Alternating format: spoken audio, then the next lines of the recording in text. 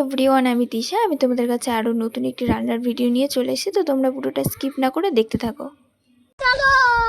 প্রথমে আমরা মশলা করে নিয়েছি, জিরে, আদা, ধনে, রসুন, লঙ্কা পেস্ট করে নিয়েছি। দিয়ে মাছের মাথাগুলোকেও ভেজে নিয়েছি। তারপর আমরা তেলের উপর আলু দিয়ে আলুগুলোকেও ভালো করে ভেজে নিয়েছি। আমরা চালটাকেও আধা ঘন্টার জন্য ভিজিয়ে রেখেছিলাম। তারপর তেলের উপরে ঘি দিয়ে ঘিটা গরম হয়ে গেলে তারপরে শুকনো লঙ্কা, গোটা গরম মশলা, তেজপাতা ও জিরে দিয়ে একটু ভাজা করে নিয়েছি।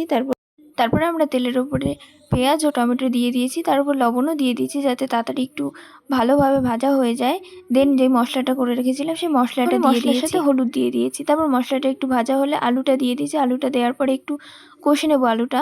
তারপরে আমরা চালটা দিয়ে দিয়েছি। চালটা দেওয়ার পরে আবার কষে নেবো ভালো মতো, যাতে জলটা শুকিয়ে যায়।